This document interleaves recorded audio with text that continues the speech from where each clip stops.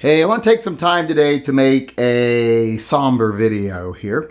It's about a topic no one wants to talk about anymore. I think we're all getting sick of it. But I feel today that I need to talk about the Jacob Blake shooting. This is the guy you saw in the video recently where he's involved in something with the police. I believe it was a domestic dispute. The stories I've heard is he wasn't one of the ones involved in the dispute. He was trying to break up two women that were fighting. But police arrived and blah, blah, blah. At the end, the important part here is that police were with him there, and he decided to walk around his car as they were trying to stop him, telling him to cease and desist and to comply, etc. He continued to go on and try to get in his car, at which time the officers trying to restrain him shot him several times in the back. Now, I know that they love to use the term in the back to make it look like it's unjustified because no shooting in the back is ever justified. But I've made videos to say where, yeah, it sometimes is. If someone's leaning down to pick up a gun, you don't wait for them to turn around and shoot you. You shoot them while they're still facing the other way. If you know they're going to use it on you. Also, if there's a mass shooter at the mall and he's about to shoot a kid and you're behind him, you shoot him in the back. In the back is not necessarily that, oh, you were wrong because you shot them in the back thing a lot of people like to portray. But I digress. I want to talk about the actual event that happened there and what the actual lesson is and how this lesson is something BLM or Black Lives Matter, the actual organization, not the people that march in the streets, what they should be teaching and how I think they are failing to teach a lot of basic stuff that they should be dealing with. If their goal is to actually save Black lives, not just demonize society and try to make it look like everyone's a racist, well, then there are certain things that they need to deal with in Black culture. And I've said that before. Well, one of the things they need to deal with is this instilled notion that you resist if the police try to take you, because if the police take you, you're either going to die in the process or you're going to die in prison while they're holding you. They're going to beat you to death when they get you there. Now, this is a holdover from back in the day when there was no body cams and no one had camcorders or cell phones taking pictures. There was very little accountability. And racism was a lot worse back then than it is now. So a lot of the Black community said, hey, if you see the cops coming or they try to tackle you, you fight and you get away. Or there's a very good chance you're not coming out of that unscathed, or at the very least, they will pin a crime on you you didn't commit. A lot of credibility to that. But that's outdated. That's not the case anymore. One of the things Black Lives Matter needs to be teaching people, especially Black people, is comply with the police. If they are wrong, comply, saying, yes, sir, I'll do whatever you tell me to. We'll work this out in court later. You won't get shot, generally. Now, I know there are cases where cops give conflicting orders like, stand up. Put your hands behind your head, or, and one officer's yelling, lay down, put your hands out, and you're getting conflicting orders, and then you get shot because you don't know which one to listen to. In those cases, cops' fault. Cops should be fired. But sometimes it's just people don't want to comply because they feel like they're going to be in danger if they do. BLM needs to be teaching people right now that in this day of accountability, when there's going to be video, and there's going to be body cam footage, and they're going to be responsible once they get you to the prison to comply. A lot of these cases that end up with a Black person being shot could have ended up with a Black person getting a citation to appear in court if they had complied. Now, I'm not saying that Black people are just violent or stupid, just saying they've been taught something for so long in their culture that just isn't true anymore. Now, I'm not saying we also don't have to start holding police departments and stuff accountable for people that once they're in their custody that die, because that's ridiculous. Like when they say, well, he died, but that's because he was diabetic and he didn't get his insulin. Well, that's your job to make sure while he's in your custody, he gets everything he needs, both medically and anything else like that. If he has special circumstances, you're supposed to meet those. If you fail to, you should go to jail. If you find someone's in your care for a nonviolent crime and you can't provide them the medications they need, well, then release them. Cite them and release them. Give them a court date, as long as it's not a violent crime. If you can't meet their needs, let them go. If it's someone you can't let go, meet their needs. But that's a totally different thing, totally different topic. I just think because Black Lives Matters is not stressing that people should comply, they're creating a self-fulfilling prophecy. These black people say, I can't let you take me into custody. If you take me into custody, you'll kill me. And then they fight and they get shot.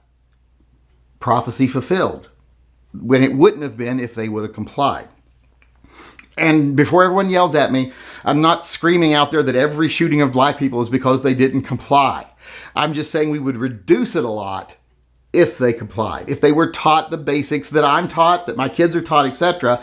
When a bunch of armed police officers who I don't trust are on you, comply. Don't give them any reason to do anything other than cite you, arrest you, whatever.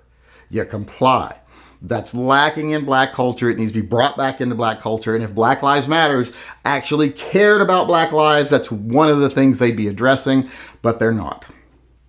Now, to talk specifically about this shooting, and in this case, was it a case of someone just not complying, or was it a case of police failure? Well, I think it's both. I think the police failed in a couple of ways.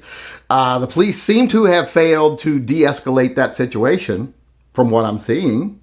Maybe it was de-escalated, and then he suddenly decided he didn't want to comply with them. I don't know, but I'm going to say it looks like they didn't de-escalate the situation properly. Two, they failed to maintain order. There's like 3 or 4 cops there, one guy that's actually giving them a problem. 3 or 4 police officers should be able to detain one guy without shooting him before he ever got to the car. So there are failures there. But here's the thing. He continued to go to the car after it was very clear they were telling him not to and forcefully trying to keep him from doing it.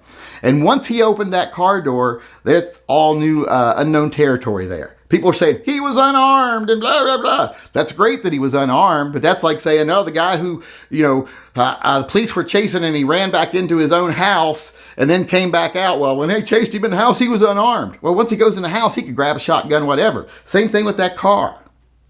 There could have been a shotgun sitting there for all you know, or a gun in the seat, or whatever, a gun in the glove box, and that's what he could have been going for. And as the police officer, you don't wait till he turns around and starts shooting you. The very fact that someone who you are telling to stop, don't move, don't get in that car, is still for some reason very intent on doing it, you have to think there's possibly bad motive here.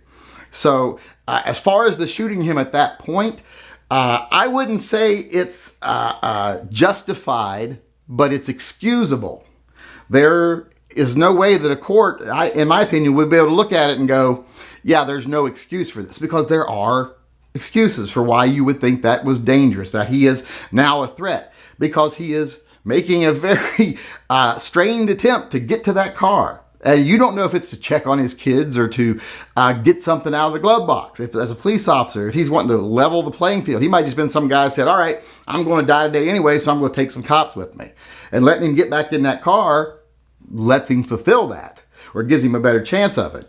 So like I say, if he would have just complied and stood there, and if he was doing what they said, checking on the kids in the car, why did he have to go around the car and go into the driver's side? Why couldn't he have just walked up to the windows right there where he was and said, hey, my kids are in the car, could you see to them? To one of the police officers. Like I say, hindsight's 20/20, coulda, woulda, shoulda, but in this case, did the police fail? Yeah, I do believe they failed in some aspects of their training. If they were properly trained, this wouldn't have happened.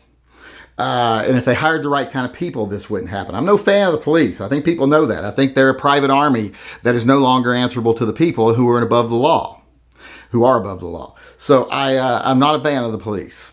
I never understood why people lick their boots when they're the very people that come to your door and take your guns when red flag laws or other things are issued.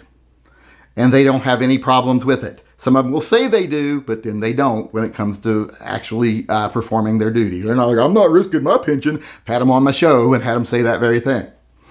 So, like I said, there were failures on the cops' parts here. The shooting, in my opinion, is not justified, but it's excusable. It's not justifiable, but it's excusable. And I hope people can tell the difference between those two things. And I still think these police officers should probably not be police officers.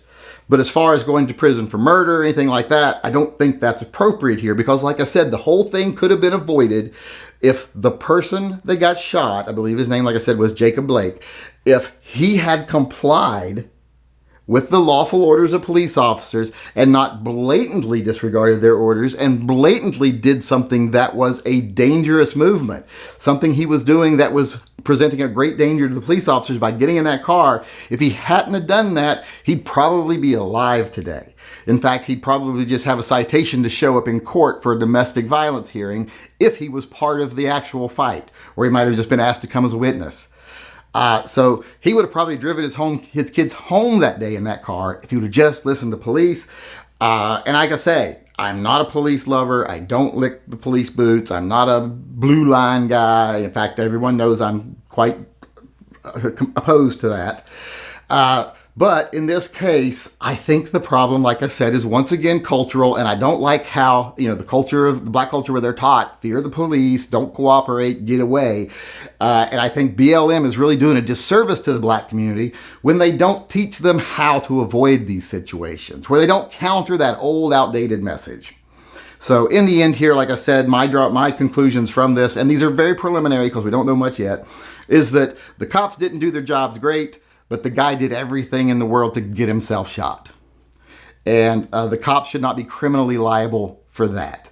And two, that Black Lives Matters doesn't actually care about black lives because they don't take any steps to actually keep black people alive. They just step in after they die and try to turn it into something about race. So it seems to me like they're more interested in promoting racism and division, etc., than they are saving any lives. And that's the number one problem with BLM. Hey, this is the Yankee Marshal just reminding everyone out there that if you disagree with anything I say in any one of my videos, be it something political or tactical, I am going to give you the opportunity to come talk to me face to face instead of just having to put stuff in comment sections where someone might not even read them. You can come in one of my live chats and tell me off in person. You just have to send an email to shootingleftofcenter@gmail.com, and in the subject line of that video put slap the yank, and then I will get back with you and set up a time where you can come in one of the live chats and tell me off face to face.